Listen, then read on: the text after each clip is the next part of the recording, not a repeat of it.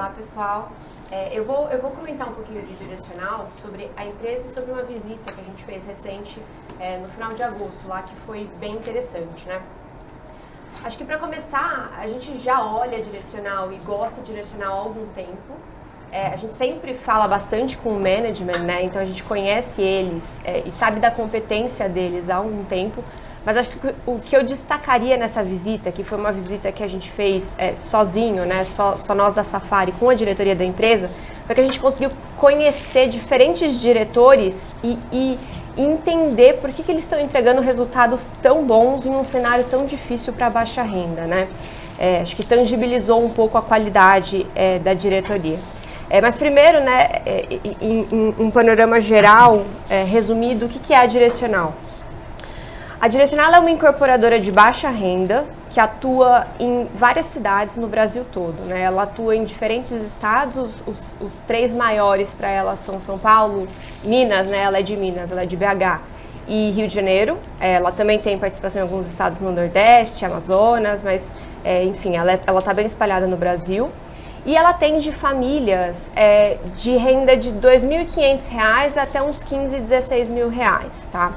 Isso atuando em dois segmentos, né? Ela atua primeiro na direcional, que é o segmento, é o braço dela do programa Casa Verde Amarela, né? Que é o programa habitacional do governo, com o funding do FGTS. E também, mais recente, né? Relativamente recente, com a Riva, que é o segmento dela que ela atua imediatamente acima do programa habitacional, né? Então, são famílias ali de 5 a 15 mil reais, mais ou menos.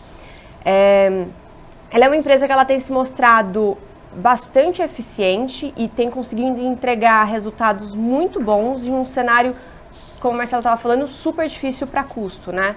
Então, ela realmente se destacou nesses últimos 2 anos. E para quem entende de engenharia, né, até se a gente tivesse as fotos aqui, ela usa um método construtivo de parede de concreto, né? Ela tem grandes formas de alumínio que se plugam como se fosse um Lego mesmo, né, concretam e deixa a obra toda muito mais rápida, né, eles conseguem, para vocês terem uma ideia, subir um pavimento em 1, 2 dias, então a obra fica mais rápida, mais limpa e eles têm esse processo bem industrial mesmo, né. Mas para a gente entender, né, antes... Só assim, claro, as outras incorporadoras, elas não têm esse método do parede de concreto, alguma coisa difícil? A baixa renda é bem misturado, né? Então a Direcional ela tem a parede de concreto, a MRV também, a Cury trabalha com outros métodos, a alvenaria estrutural, a média renda não. Isso é um método mais baixa renda, porque é um processo bem industrial. Ele precisa é muito focado em custo e agilidade na obra, né? Então, para você ter uma ideia, com esse método eles conseguem entregar o empreendimento ali em 18 meses. A média renda que você precisa da alvenaria, da fundação com viga, né, de concreto e tal, a alvenaria tradicional, eles demoram uns 30 meses. Então, o segmento é baixa renda mesmo. Mas dentro do baixa renda, Direcional e MRV, principalmente. Entendi, mas aí a Cury, que tem a alvenaria tradicional, eles estão assim, têm um custo-oportunidade, enfim, por que eles estão nesse método? Isso é sempre uma discussão grande, tá? Entre as empresas de qual é o melhor método e por que usar esse método, tá? Numa das visitas que eu fiz com a Cury, foi uma das principais perguntas assim, que os investidores fizeram, né? Só que como ela está muito focada em São Paulo, para ela não faz sentido. Com a alvenaria estrutural, ela consegue até operar em terrenos, porque ela tem uma maleabilidade melhor ali na construção dela, que ela consegue aprovar terrenos que, por exemplo, a Direcional não conseguiria. Só que como a Direcional e a MRV estão no Brasil todo, os fornecedores são muito locais. Se ela tem um método industrial, um método mais padronizado, que são as formas, ela consegue levar a operação dela para mais lugares, né? Para mais regiões de forma eficiente. Então, isso é basicamente. Mas tem muitas discussões, tá? De métodos construtivos com as empresas. Mas antes de eu entrar aqui no problema dos custos, passando rapidinho para quem não conhece, né, o que é o programa Casa Verde Amarela, é o programa habitacional aqui do governo. ele atua em famílias de até R$ 8.000 de renda, ele divide o público-alvo dele em 3 grandes grupos, e esses 3 grandes grupos têm acesso a taxas de financiamento mais baixas e acesso a subsídio por unidade também, né? Então é para ajudar as famílias de baixa renda a conquistarem a casa própria. É importante ressaltar aqui, né, que assim, o custo, a explosão de custo que teve nos últimos 3 anos afetou o setor como um todo, né? Mas para as de baixa renda, isso penalizou ainda mais. E por que isso? Por conta do formato do financiamento e da modalidade de repasse que acontece nas empresas, né? Então, em um financiamento tradicional de média renda fora do programa, a incorporadora recebe do cliente durante a obra, durante a construção, em torno de 20% a 30% do valor do imóvel. O saldo devedor, que no final da obra, que dura em média 30 meses, ele é repassado para a incorporadora, corrigido pelo INCC, que é o Índice de Inflação da indústria, né? Então, a empresa que atua fora do programa, ela é parcialmente protegida pela inflação, protegida da inflação. No caso das empresas que atuam no Casa Verde e Amarela, eles atuam com uma modalidade que chama repasse na planta. O que acontece? Na hora que a incorporadora vende o apartamento ali, ela travou o preço. Ela vai receber da Caixa, né, que é o agente financeiro do programa, conforme ela vai subindo a obra, só que naquele preço pré-estabelecido na venda. Então, nos 18 meses que passarem na construção da obra, ele não está protegido pela inflação, né? Cabe à incorporadora projetar ali uma inflação para esse período para que ele consiga proteger a rentabilidade e a viabilidade do empreendimento dele, né? E por que isso é importante? Porque nos últimos 3 anos, né, pré-pandemia, o INCC rodava perto do IPCA, próximo de 4%, 5%, era o que as incorporadoras assumiam implicitamente no orçamento delas, né? Só que durante a pandemia, com a desorganização global que teve, né, nas cadeias produtivas, se gerou um choque de oferta muito grande em diversos insumos para a produção, né, diversos insumos da construção, levando, e a demanda estava bem, estava pujante, isso foi para preço, né? Então, você levou o que antes o INCC rodava em 4%, 5%, e o INCC acumulado de 3 anos pós-pandemia foi 35%. As empresas que não conseguiram ou não se adiantaram para ver esse risco que estava acontecendo, tiveram um impacto muito grande nas margens, né? Então, assim, MRV, que eu estava falando, né, que usa o mesmo método construtivo da Direcional, ela teve a margem bruta dela pressionada de 28% para 19%. A Tenda, que teve problemas adicionais de controle de orçamento, saiu de 31% para 12%. E a Direcional, ela conseguiu manter o patamar dela de 34% a 36%, né? E é uma coisa... Foi muito legal a gente ter feito a visita nesse período, porque foi bem nessa disparidade de resultados entre as empresas, né? Então, por que a Direcional, que está inserida nesse mesmo setor, né, que tiveram de empresas que tiveram margens tão pressionadas, conseguiu manter o patamar dela de rentabilidade, né? E aí, assim, acho que a primeira coisa, o Marcelo pode me complementar, o Marcelo participou da visita também, mas que eu destacaria, falando com diretores, alguns que a gente não conhecia, não tem tanta interação com o mercado, a qualidade da gestão, a integração do time e experiência deles, né? Então, tem diretores lá que estão desde quando a Direcional era muito pequena, né? Então, desde quando ela não tinha capital aberto, enfim, já passou por diversos ciclos. Até 2 exemplos, né, que são super importantes, que é controle de orçamento. Ele mostrou pra gente como são feitos os controles de orçamento, como são acompanhados, são sempre 2 times diferentes para não ter conflito de interesse. E um outro ponto, né, quando os custos começaram a ameaçar uma subida, o diretor de engenharia falou pra gente, né, ele falou, olha, saí de uma reunião com um dos fornecedores, já levantei a bandeira, já liguei para o cara que é de precificação da Direcional e falou, vai ter que repassar preço. A pandemia chegou e vai trazer mais custo. Então, assim, um dos diferenciais dele foi isso. Eles começaram a repassar preço muito antes. A concorrência, pelo contrário, né? Eles deram um desconto no começo da pandemia. E eles anteciparam muita compra de insumo, que eles conseguiram estocar. Então, assim, mostrou para a gente os diferenciais estruturais da empresa nessa visita. E outro ponto que eu destacaria também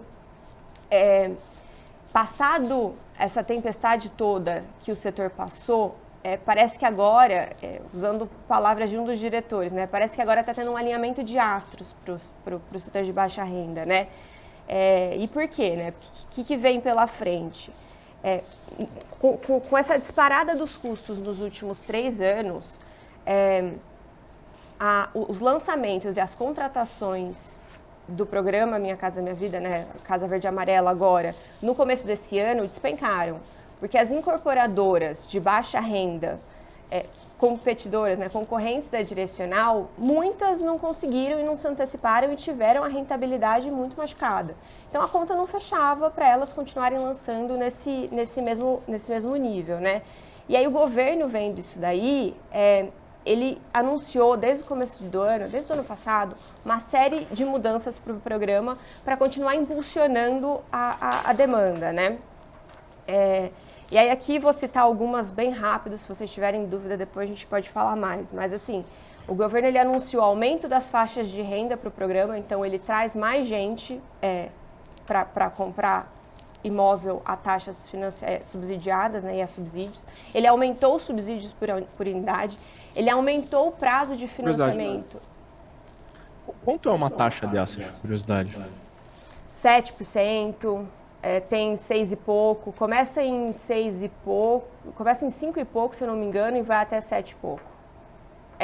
Como eu falei, né, o programa ele é dividido em faixas e hoje em dia você depende também das regiões, né, então em São Paulo a taxa é diferente do Nordeste, que é diferente, ele é segmentado, né, mas é por volta disso daí, 5 e pouco também tem para as faixas mais baixas. E quem do Estado está financiando a essa taxa?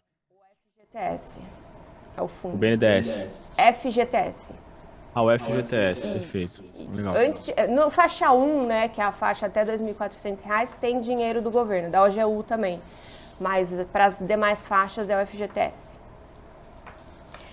E aí, mais 2 pontos, né, que o governo anunciou. O primeiro é o FGTS consignado, que antes de ontem eles anunciaram isso primeiro para a faixa 1, mas se rodar bem, pode ir para as demais faixas também.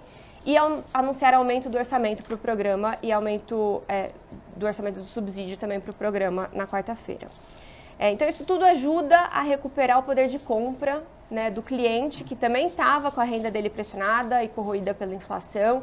Então, isso impulsiona a demanda por habitação. Aí, fora isso, como eu já estava falando, né, as competidoras as concorrentes, concorrência da Direcional, que é listada de empresas grandes, estabelecidas, com gestão boa também, muitas não conseguiram antecipar e tiveram a rentabilidade corroída, né? Imagina as menores, né, os formiguinhas, que são mais regionais, são as empresas de incorporadoras de baixa renda que eles chamam, mas são mais regionais, que tem um fôlego financeiro muito menor e tem poder de barganha com os fornecedores também muito menor, eles sofreram muito mais, né, nesse período todo. Então, várias, assim, não estão lançando, a concorrência do programa realmente minguou. Então, as empresas que conseguem continuar atuando e saíram bem desse período todo, devem continuar nadando de braçada, né, num cenário como esse. E por último, né, que é um upside, a gente já está escutando algumas incorporadoras falar sobre isso também, é o custo, né? Então, o custo que até no começo do ano ainda era uma ameaça e ninguém sabia muito bem onde parar e se iria assentar, né, se iria parar, tem várias incorporadoras já falam, o INCC já está zerado praticamente, e tem várias incorporadoras falando que os custos de construção interno, né, os custos, a cesta de custos, ela já está, inclusive, com alguma deflação. Então, já tem quedas de preço em alguns insumos. Então, se você combina esses 3 fatores, né, então, um impulso na demanda, com uma oferta, uma competição reduzida E um upside, né, se custos caírem, as empresas que passaram bem por esse período devem continuar apresentando resultados bons, se não melhores, né? E a gente acha que a Direcional tá muito bem nesse caminho. A gente tem ouvido notícias muito boas deles, né? Então, acho que sobre a Direcional é isso. Se quiser complementar alguma coisa. Vocês acham que Pode falar. Desculpa, Marcelo. Vocês acham que a ação anda muito mais? Ela já subiu bastante, né? Está próxima ali daquele pico de 2019, né? Ela cresceu, a empresa cresceu muito, né, de lá para cá. Pois é. Então, assim, é outra empresa, numa escala maior. Ela devia lançar naquele período anterior, em 2018, 2019, sei lá o quê, 2 bi. Você vai lançar 3.500 esse ano. Então, assim, a empresa dobrou de tamanho, tá? Então, isso aí, né, o ano que vem chega em 4. Agora, acho que o ponto, eu queria só destacar alguns pontos aqui, rápido, que é o seguinte. O que a gente olha muito em incorporadora? Tem que ser empresa de dono, né? Esse negócio de corporation, todo mundo viu o que aconteceu com o PDG, né? Tem várias, a Tenda deu uma capotada aí, então, eu acho assim, Direcional é empresa de dono, o dono tem stake grande na empresa, Cyrela é empresa de dono, né? Tem uma entrevista essa semana em algum blog aí do seu Eli, pô, é impressionante, assim, é um negócio que cuida na mão mesmo, o cara é tudo. E não tem pressão do mercado, tem que lançar, vou lançar se for bom para a empresa. O mercado quer vender ação, vende, quer derrubar o preço, derruba. MRV, apesar do tropeço de margem aí, também é uma empresa de dono, o cara está lá, o cara tem um stake grande na empresa. E acho que uma quarta empresa para destacar aí é Zetec. Zetec também é conservadora pra caramba, pode não estar no melhor momento, mas a empresa é mega sólida. Então, Even também agora virou uma empresa de dono, né, de fato.